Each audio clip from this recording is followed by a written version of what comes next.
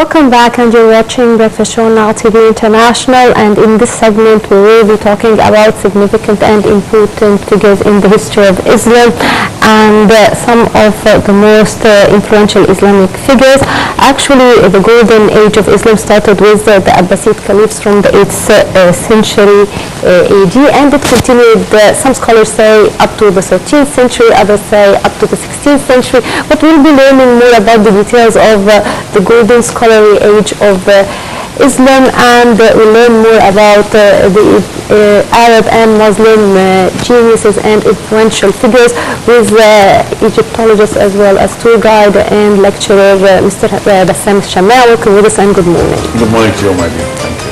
Good morning, and I don't want to waste time. I want to start immediately by talking about the most prominent influential figures when it comes to Muslims.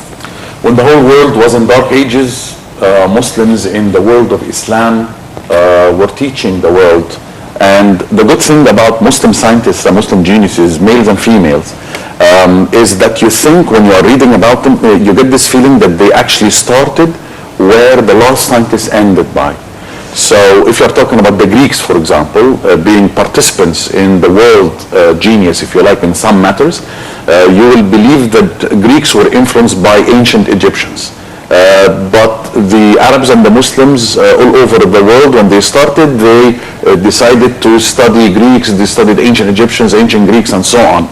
And that's where Umar Baghdad came in very handy, because the translation revolution, if you like, when they started to translate all the texts of the people of the Greeks and others, they started to benefit a great deal from it, and they started from there. They corrected a great deal of the Greeks, like for example they corrected Abokratus or Hippocrates and Galenos without saying something bad about the person who made something wrong or something, to the point that if you were a good doctor in the Islamic world, you would be called the Galenos of the Arabs. And Galenos was famous for many things, one of which of course is a very famous article about the pulse. Ancient Egyptians mentioned something about the heart is clapping.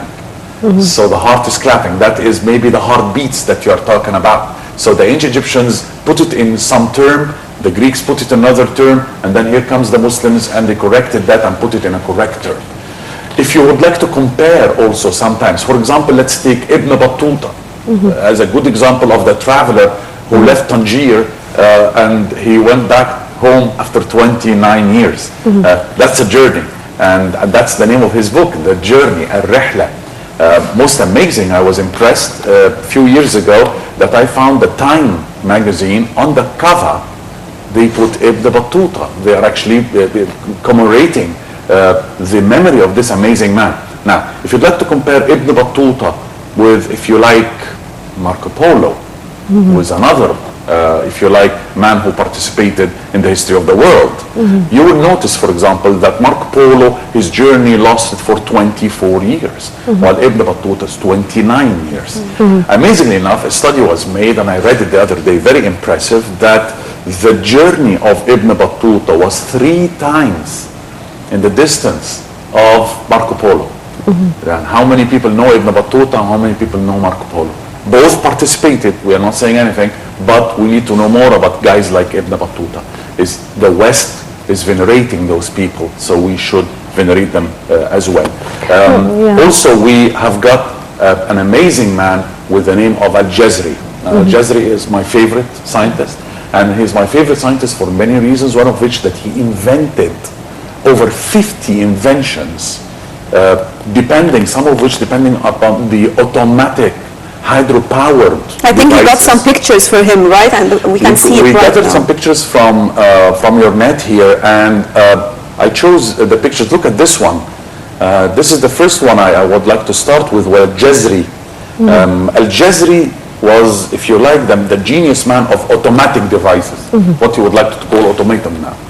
This is the very famous elephant automatic clock. That's how it's called, the elephant clock. And this is a clock which was made, as you can see. The good thing about Al-Jazari is that his drawings in color is still studied, if you like. And you can make, if you like, forms of those clocks. The elephant clock, as you can see, there is an elephant, There is an Arab statue of an Arab gentleman. Some people say maybe referring to the Arabs. The elephant is referring to the Indians because they read the Indians as well. They read the Indian sciences as well. Let's take a look at the other picture. Now, what about the time frame of him? Which century he lived in? 1100s and 1200s and 1200s. So you are talking about an era. Remember that Salah ad-Din al-Ayyubi and the Crusaders, and so on, and then you came in. So the interest here is another good question actually that you just put now. You don't feel as if they were influenced by, if you would like, higher law, economical stuff, but you will notice that some of which were supported by high caliber people in the society. Yeah. Would you explain to us also this photograph, please? We're talking about sometimes he invented things like, for example, for ablution. You would like to have water to ablute and to purify yourself before going to prayers, as Muslims do. And he would make a small statuette or a big one, and it will move automatically, and he will use also all sorts of devices which would like the water wheel, like al-saqya for example, and it will automatically pour water. Also he invented the robot. Many people don't know that Al-Jazari, if we move to the other picture, I'll show you a colored drawing of a robot which moves and pours water. Look, this is the most amazing. I mean, it's pouring water from a bottle into a glass or a cup. That is all moving automatically. So who invented the robot that we are talking about today? Look what happened in Japan and in China and the United States. And I say good luck to them because they worked. And I am sure that they studied the ancient things first, and then they started Which year does this belong to? 1100s, 1200s. That's Al-Jazari. 12th and 13th century. So we're talking the 1100s and the 1200s, because that he actually moved from one century to the other.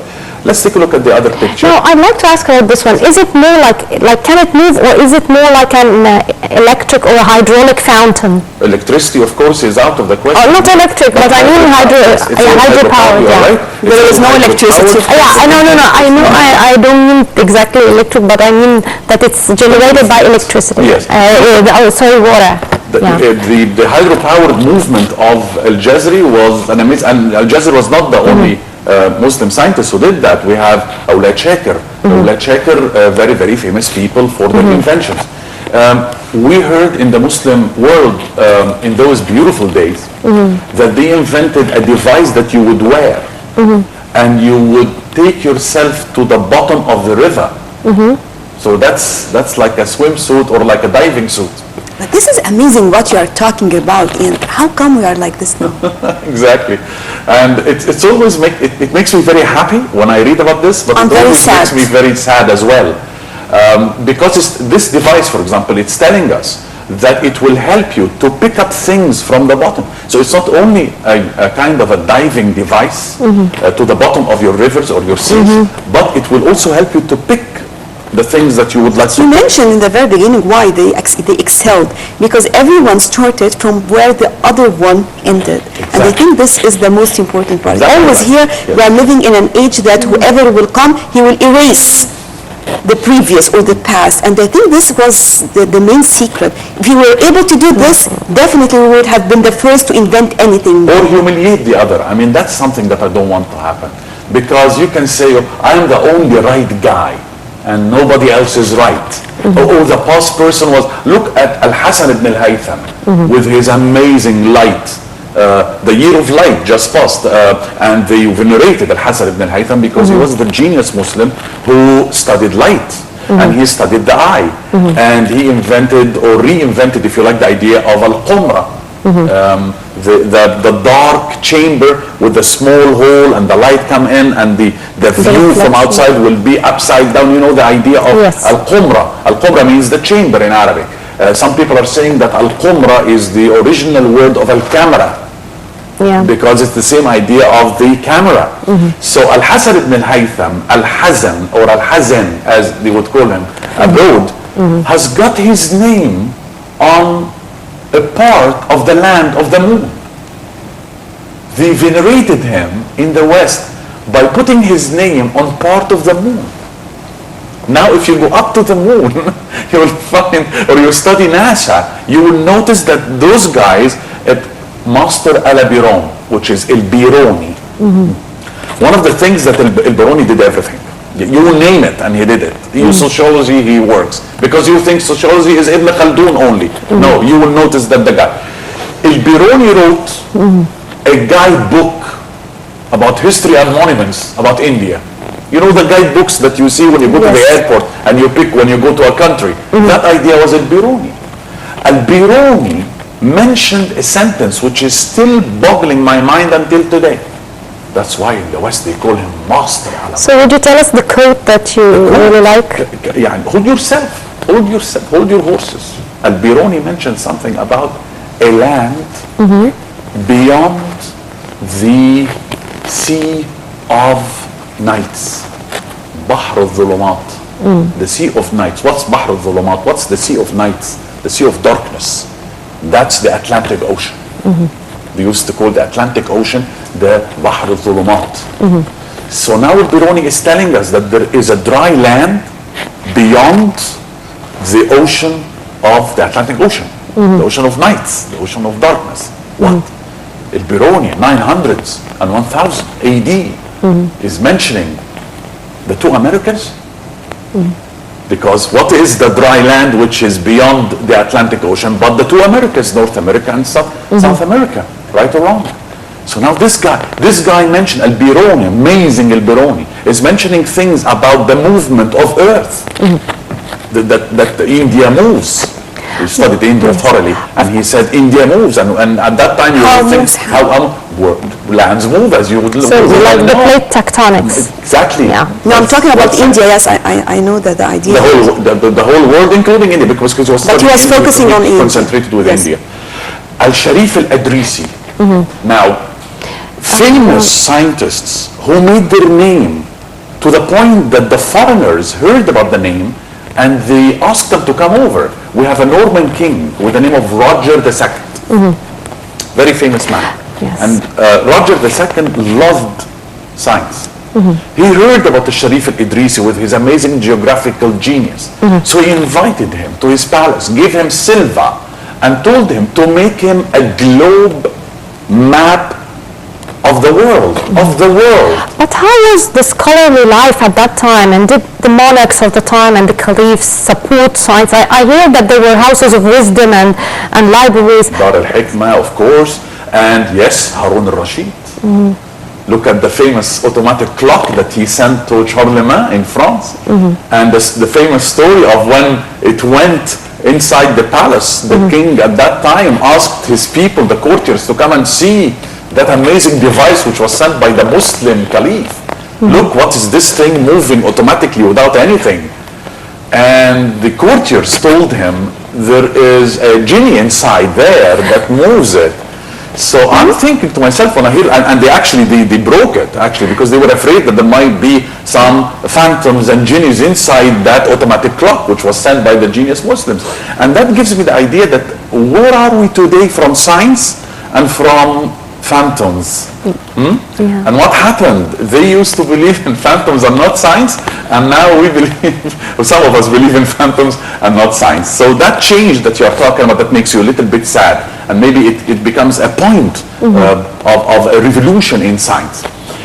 I'll take you back to Al-Sharif al-Idrisi. That globe that you put in your desk is the invention of Al-Sharif al-Idrisi. Yes, there was a support by the high caliber people. Yes, there was a support by the kings and the sultans, and they used to give a great deal of gifts, and they would support financially. And he would bring everybody to translate. Translations in Baghdad was not made only by Muslims. So here again, I can have support from all over. I don't have any problem with the other. And I can benefit from the other as the other can benefit from me, and that's how the human race can elevate itself to a higher levels of thinking. That is science. That is supposed to be science. Yes. What about female scholars? Were there any female scholars? Yes, my dear. I love the idea of the 600s when Caliph Sayyidina Umar ibn al-Khattab radiallahu anh, appointed Al-Shifa, the respectable lady Al-Shifa. Who was Al-Shifa? What did he appoint her as? He appointed her as the responsible lady for the safety and for medicine. Her name Al-Shifa. Ibn Zuhr, the famous experimental surgeon called Ibn Zuhr. Two of his daughters were doctors. That's Ibn Zuhr.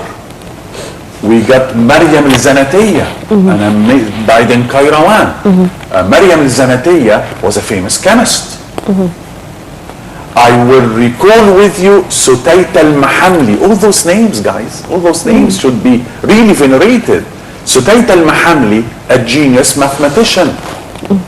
Difa Khatun, a great supporter of science and scientists.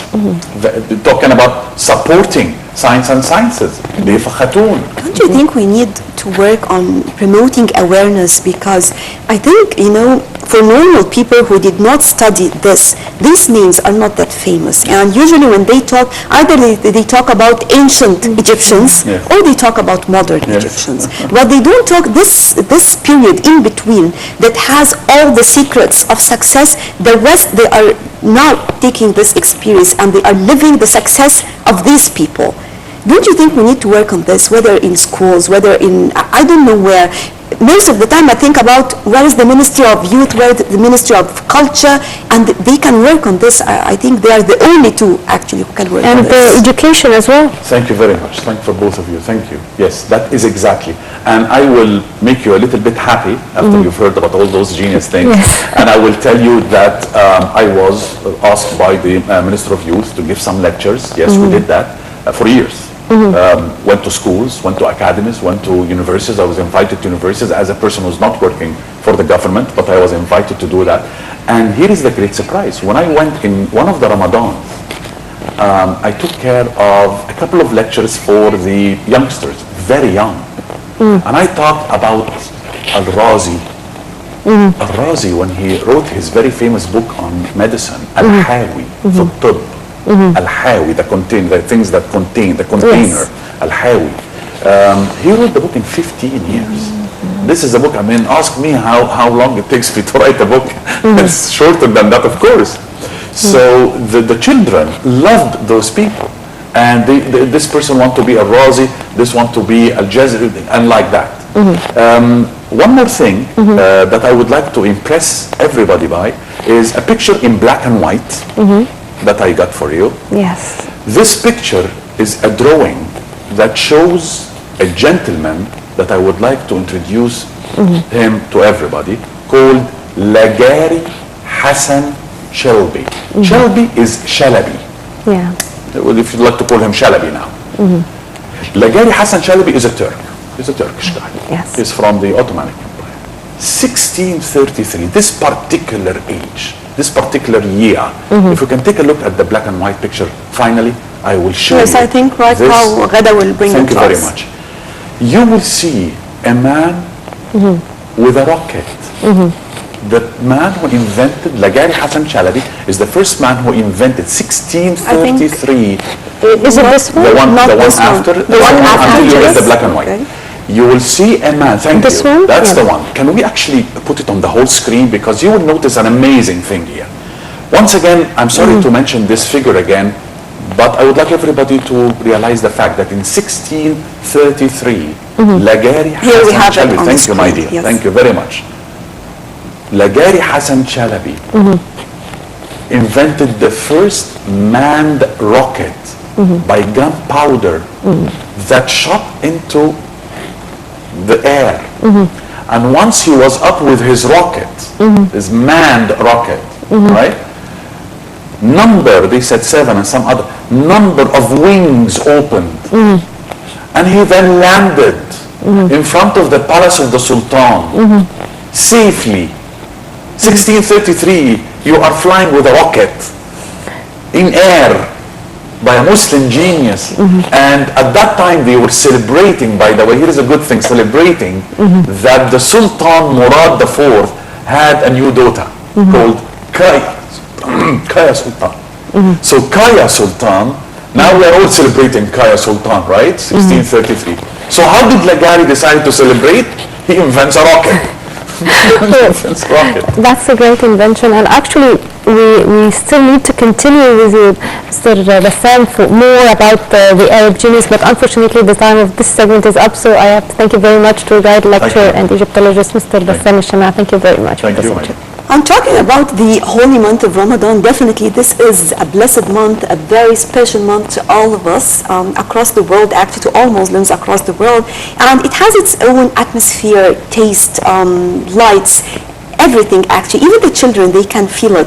Well, our colleague Mona Mselhi will take us to show us more about this beautiful month, and especially that we can see the mode of festivity, the decorations all around. Let's find out together more about this very special report, and we'll be back to resume our breakfast show.